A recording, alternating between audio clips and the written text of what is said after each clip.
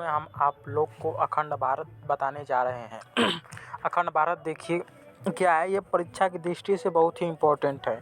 आप इस वीडियो को स्किप मत करिएगा, देखिएगा बहुत ध्यान से। अखंड भारत, हमारा भारत अखंड भारत था। सबसे पहले 1993 ईस्वी में डुरंड लाइन खींच दी गई और अफगानिस्तान अलग हो गया। यह अखंड भारत का पहला टुकड़ा था। अखंड भारत का दूसरा टुकड़ा 1935 में म्यांमार वर्मा अलग हो गया। यह भी अखंड भारत का दूसरा टुकड़ा था। दूसरा टुकड़ा कौन था? 1935 में म्यांमार वर्मा को अलग हो गया। भारत का तीसरा टुकड़ा पाकिस्तान 1947 में अलग हो गया। पाकिस्तान का विभाजन मुस्लिम जनसंख्या पर हुआ। एक और पूर्वी पाकिस्तान, एक और पश्चिमी पाकिस्तान हो गया। बाद में पूर्वी पाकिस्तान बांग्लादेश बन गया। इसकी बांग्लादेश बनने की कहानी बहुत लंबी है, इसलिए हम बताने लगेंगे तो ये वीडियो बहुत लंबा हो जाएगा। रेड क्लिप रेखा जो भारत पाकिस्तान को अलग करती है और भारत बांग्लादेश के बीच बॉर्डर को जीरो लाइन से जानते हैं। ये कई बार परीक्षा में आज पूछ देता है। ये अंग्रेजों ने देशी रियासतों को 3 विकल्प दिया। क्या विकल्प दिया? पहला क्या विकल्प दिया? पाकिस्तान में मिल जाए, दूसरा भारत में मिल जाए और तीसरा स्वतंत्र देश बना ले। तभी तो जम्मू कश्मीर स्वतंत्र देश बना रहा था। जब देश आज़ाद हुआ तो भारत में 552 से अधिक देशी रियासतें थी। अब बताइए, भारत में 552 से अधिक देशी रियासतें थी। इनको जोड़ना कोई आसान काम नहीं था। सैल्यूट है सरदार पटेल को, जिन्होंने इस भारत को एक करने का कार्य किया।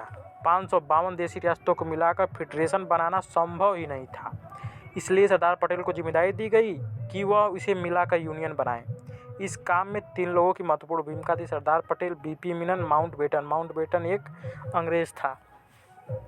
ये देख रहा था कि जो राज्य मिलना चाहते वो आसानी से मिल जाए, क्योंकि अंग्रेजों ने भारत को तोड़ने का बहुत ही अधिक प्रयास किया। इन लोगों ने सभी राज्यों को भारत में विलय करा दिया, किंतु 3 राज्यों भारत में विलय तैयार नहीं थे। हैदराबाद के निजाम हैदराबाद को पाकिस्तान में मिलाना चाहते थे, किंतु सरदार पटेल ने पुलिस की वर्दी में सेना भेजा, जिसे ऑपरेशन पोलो कहा गया। इसी के तहत हैदराबाद को भारत में मिला दिया गया। सरदार पटेल चाहते तो सेना को भेज देते थे, लेकिन पुलिस की वर्दी में क्यों भेजा? क्योंकि अंग्रेजों का दबाव था कि जो राज्य जाना चाहता है पाकिस्तान में वो आसानी से चला जाए या तो अपना स्वतंत्र राज्य बना ले। तो इनका कहना था निजामों का कि हम पाकिस्तान में जाएंगे, तो इसीलिए सरदार पटेल ने पुलिस की वर्दी में सेना को भेजा। इसकी भी कहानी बहुत लंबी है, इसलिए हम जो परीक्षा की दृष्टि से मुख्य है उसी को हम बता रहे हैं। जूनागढ़, यह गुजरात में स्प्लिट हो गया। यह गुजरात का एक देशी रियासत था, पाकिस्तान में जाना चाहता था, किंतु सरदार पटेल ने जनमत संग्रह रिफरेंडम कराकर उसे भारत में मिला लिया। जूनागढ़ का बता देना चाहते हैं, यहाँ की जनसंख्या अधिक हिंदू थी और जो राजा था वो मुस्लिम था। इसीलिए जनता ने, वहाँ के अधिकांश जनता ने भारत में विलय होने के लिए वोट कर दिया। अब जम्मू कश्मीर, यह तो अपना एक अलग ही राज्य बनाना चाहते। यहाँ की जनता मुस्लिम थी, किंतु राजा हिंदू हरि सिंह थे। उन्होंने कहा कि हम नव भारत में रहेंगे, हम न इस नए भारत में रहेंगे और ना ही पाकिस्तान में रहेंगे, हम स्वतंत्र देश बनाएंगे।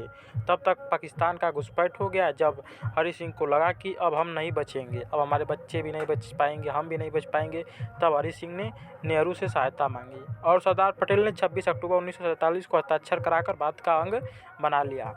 अब भारत जम्मू कश्मीर कैसे, हरि सिंह कहाँ के रहने वाले थे, कैसे मिले हरि सिंह के बारे में इसकी कहानी बहुत लंबी हो जाएगी, इसलिए हम वही पढ़ा रहे हैं जो परीक्षा की दृष्टि से बहुत ही इम्पोर्टेंट है। इन सभी देशी रियासतों को मिलाकर एक भारत का निर्माण किया गया। इन भारत को 4 राज्यों ABCD में बांट दिया गया। अब तो भारत तो एक हो गया, लेकिन भारत के अंदर अब किस तरह भारत को बनाना है, विकास करना है, वो ब्रिटिश प्रोविंस, वह राज्य जहाँ अंग्रेज़ों का शासन था, उनकी संख्या 9 थी, जहाँ पर अंग्रेज खुद शासन करते थे। अब प्रिंसली स्टेट, वह राज्य जहाँ देशी रियासतों का शासन था, यहाँ पर अंग्रेज़ों के चमचे बैठते थे। जो कि भारत के ही थे, वो अधिकतर वो जैसे में वो अपना और उनसे टैक्स लेते थे, उनको अब राजा बनाकर उनसे टैक्स लेते थे। उसी को वह जहाँ देसी रियासत थी उनकी संख्या 9 थी। कम्युनिस्टरी ये क्या था, वह बड़े शहर जहाँ अंग्रेज केवल उस शहर पर कब्जा किए थे जहाँ से उनको फ़ायदा होता था। डी यूनियन टेरिटरी केंद्र शासित प्रदेश, इनकी संख्या 1 थी जहाँ से अंग्रेज पूरा शासन करते थे। यश के धर कमेटी, यहाँ पर हर नहीं होगा, यहाँ पे धर होगा। यश के धर कमेटी मिस प्रिंट हो गया है। भाषाई आधार पर राज्यों के गठन के लिए सबसे पहला 1948 यश के धर आयोग का गठन किया गया, किंतु भाषा के आधार पर राज्यों का विरोध किया गया कि अब भाषा के आधार पर राज्य नहीं बनेंगे। जेबीपी समिति, इस समिति में जवाहरलाल नेहरू थे, पताबी सीतारमैया थी, सरदार पटेल थे। यहाँ पर मेल है। इन्होंने भी भाषाई के आधार पर राज्यों का गठन का विरोध कर दिया कि भाषा के आधार पर राज्य नहीं बनेगा। 1952 ईस्वी में देखिए क्या हुआ। 1952 में तेलुगु भाषा के लिए अलग राज्यों की मांग करते हुए इन्होंने ये नहीं कहा, इन्होंने कहा ठीक है, हमको अपना एक अलग राज्य बना दीजिए जो कि भाषा के आधार पर हो। इनका नाम था पेट्टू श्रीरामुलु। ये भूख हड़ताल पर बैठ गए और 56 दिन के भूख हड़ताल के बाद इनकी मृत्यु हो गई। आज इसके फलस्वरूप जनता का विरोध बढ़ गया। अंततः यह भाषा के आधार पर गठित होने वाला पहला राज्य तेलुगु बना है। ये एग्जाम पूछ देता है कि भाषा के आधार पर गठित होने वाला पहला राज्य कौन था, तो तेलुगु। भाषाई आधार पर राज्यों के गठन के लिए 1953 में फजल अली आयोग का गठन किया गया। क्योंकि उस समय हमारा संविधान लागू हो गया था, तो इसलिए जब तक कोई आयोग का गठन नहीं होगा तब तक ये मान्यता नहीं होगी। इसने अपनी रिपोर्ट 1956 में दिया और भाषाई के आधार पर राज्यों को कानूनी मान्यता दे दी गई। इस आयोग के फलस्वरूप 7वां संविधान संशोधन 1956 को पारित हुआ।